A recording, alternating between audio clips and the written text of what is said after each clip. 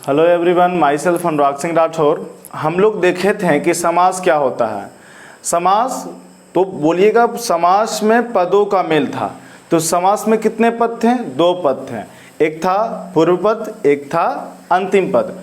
तो किसी किसी में पूर्व पद की प्रधानता होती है, किसी किसी में अंतिम पद की प्रधानता होती है। तो यही दोनों पदों पर होता है जिस पे समास टिका हुआ होता है। तो समास का परिभाषा भी यही होता है कि समास पदों का सार्थक मेल है जिसमें विभक्तियां लुप्त हो जाती हैं। तो विभक्तियां लुप्त हो जाने का मतलब क्या समझे थे? जो भी 8 प्रकार की विभक्तियां थी, कर्ता ने, कर्म को, करण से, संप्रदान के लिए, अपदान से, संबंध काके की, अधिकरण में पे पर, संबोधन हे हो अरे, तो इसमें से उनका लोप हो जाता है। तो समास में सिर्फ यही होता है। तो कहीं कहीं एग्जाम में पूछ देता है कि समास और संधि में अंतर बताएं, तो उसका एक स्पेशल वीडियो हम लेकर के आएंगे कि समास और संधि में क्या अंतर है। तो एक ये बहुत इंपॉर्टेंट क्वेश्चन हर एग्जाम में कहीं ना कहीं पूछ देता है कि समास और संधि में अंतर बताइए। तो कोई ज़्यादा अंतर है नहीं, कोई खास अंतर है नहीं, बस कुछ चीज़ों को माइंड में फिक्स करना होता है। तो जैसे कि समास बता दिए, तत्पुरुष समास हो गया, तत्पुरुष समास के भेद हो गए। तत्पुरुष समास के 6 भेद होते हैं, तत्पुरुष समास के 6 भेद हमने करवा दिया है।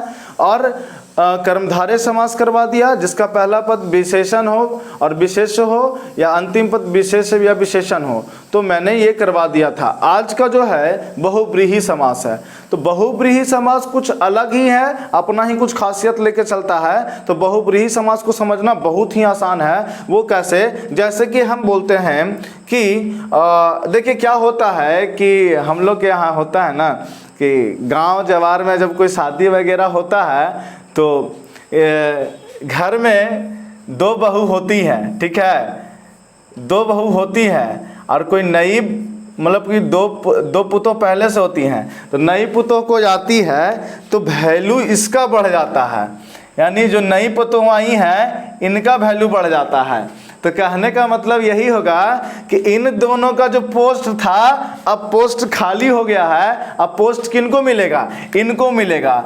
तो यहाँ से समझिए इन दोनों बहुओं का पोस्ट खत्म हो गया है, अब पोस्ट किनको मिलेगा? तीसरे वाले को पोस्ट मिलेगा।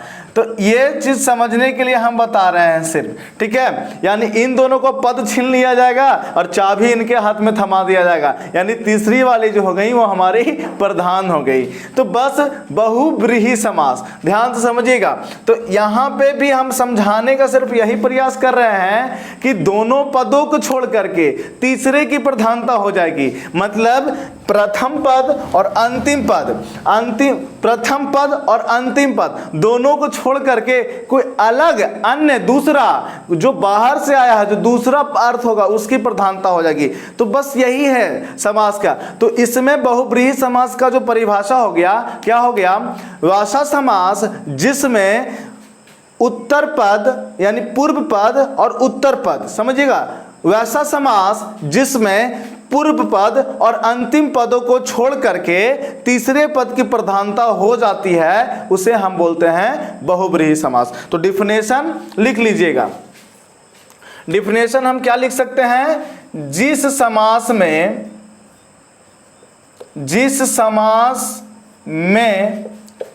दोनों पदों को छोड़कर, तो इसका पद भी छोड़ दिए। तो पहले वाले को हम लोग बोल रहे थे पूर्व पद और इसको अंतिम पद या उत्तर पद। तो यहां पे ये भी लिख सकते हैं, जिस समास में दोनों पदों को छोड़कर, देखिएगा, दोनों पदों को छोड़कर किसी तीसरे भी बोल सकते हैं, किसी तीसरे इधर से नहीं होगा, किसी तीसरे या अन्य पद की प्रधानता होती है, अन्य पद की प्रधानता होती है, उसे क्या कहेंगे? बहुव्रीहि समास कहेंगे। आई थिंक समझ में आ गया होगा। एक बार फिर से रिकॉल कर देते हैं। दोनों पदों को छोड़ करके तीसरे पद की प्रधानता होगी, उसे बहुव्रीहि समास कहेंगे। चलिए कुछ इसको और देखते हैं। कुछ उदाहरण देख लेते हैं, उदाहरण से हमें क्लियर हो जाएगा। तो जो एक साथ पद होते हैं उसको समस्त पद कहते हैं, और अलग अलग करते हैं तो उसको विग्रह किया जाता है। तो जैसे में हम लोग देखेंगे, उदाहरण कुछ देख लेते हैं। जैसे एक तरफ हम लिखते हैं समस्त पद को लिख देते हैं, समस्त पद मतलब एक साथ वाला पद। जैसे हम लोग कार्ड वगैरह आता है हमारे यहाँ, तो उसमें लिखा रहता है समस्त परिवार, यानी पूरा परिवार, यानी पदों को मिला देना समस्त हो जाता है, तो समस्त पद। और इधर हो जाता हमारा विग्रह पद, यानी अलग अलग किया गया जो पद है उसको हम लोग क्या बोलेंगे, विग्रह पद। तो यहाँ पे हम लोग लिखते हैं, एक सबसे अच्छा एग्जाम्पल ले लेते हैं, लंबोदर। क्या लेते हैं, लंबोदर। तो अब लंबोदर को अगर जब हम विग्रह करते हैं तो लंबोदर का विग्रह होता है जिसका उदर लंबा हो, जिसका उदर लंबा हो, तो इसी को बोलेंगे लंबोदर। तो बताइए कि किनका उदर लंबा होता, उदर का मतलब होता है पेट, तो किनका पेट लंबा होता है, सही पकड़े हैं, अर्थात गणेश जी। अर्थात क्या हो गए, गणेश भगवान, यानी गणेश जी का क्या होता है, उदर लंबा होता है। हम बोल सकते हैं नीलकंठ। क्या बोल सकते हैं, नीलकंठ। तो क्या हो जाएगा, जिसका कंठ नीला हो, या जिनका कंठ नीला हो, तो क्या हो जाएगा, अर्थात शिव जी। आप लोग बोलिएगा अर्थात शिव जी। चलिए और कुछ एग्जाम्पल देख लेते हैं। इसी तरीके से हो जाएगा पीताम्बर, पीला, जो पीला वस्त्र धारण करते हो। इसी तरीके से हो वीणा पाणी, जिनके हाथ में वीणा हो, अर्थात सरस्वती। इसी तरीके से गजानन हो जाएगा कि जिनका आनन गज के समान हो, गणेश जी। इसी तरह से कमल नयन हो सकता है, जिसका नयन कमल के समान हो, अर्थात विष्णु जी। चक्रधार हो सकता है, चक्र को धारण करने वाला, अर्थात विष्णु जी। चतुर्मुख हो सकता है,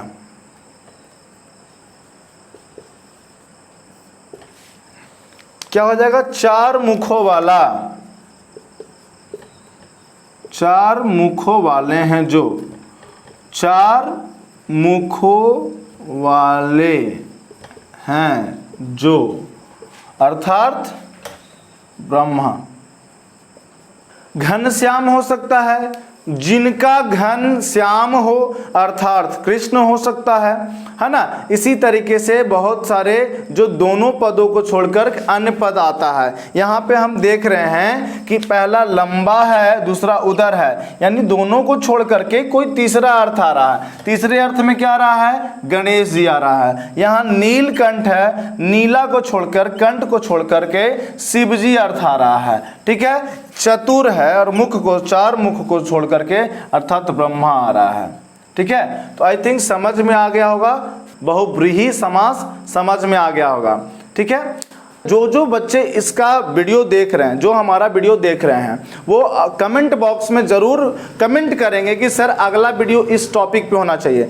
लगभग समाज को हम जल्दी ही ख़त्म करेंगे, और ज़्यादा आप लोग अवेयरनेस दिखाइए, थोड़ा सा आप लोग दिखाइए कि हाँ सर आप थोड़ा सा जो भी अच्छा लगता है तो वीडियो को लाइक कीजिए, नहीं अच्छा लगता है तो डिसलाइक कीजिए, ताकि मुझे समझ में आते रहे कि हम कहाँ से गलती कर रहे हैं, ठीक है। तो जो जिन सब्जेक्ट का आप बोलिएगा टॉपिक वाइज, हम उसका टॉपिक पहले हम स्टार्ट कर देंगे। हम चाहते हैं कि इतिहास बेहतर तरीके से, इतिहास एक बहुत ही आसान सब्जेक्ट है। अगर जिन बच्चों को इतिहास, स्पेशली 9-10 के बच्चे या 6-7-8 के बच्चे, जो भी अगर इतिहास का टॉपिक वाइज अगर देखना चाहते हैं, आधुनिक इतिहास, फिर आपका है मुगलिया शासनकाल, दिल्ली सल्तनत, जैसे बहुत सारे टॉपिक होते हैं जो बच्चों को समझ में नहीं आते हैं, तो उस टाइप का वीडियो हम चाहते हैं कि आपके सामने पेश करें और उसको बेहतर तरीके से समझाने का प्रयास करें, ठीक है। तो इसी के साथ बहुव्रीहि समास के साथ हम इस टॉपिक को ख़त्म करते हैं। आशा करते हैं कि यह टॉपिक आपको समझ में आ गया होगा। तब तक के लिए जय हिंद, जय भारत, जय बिहार।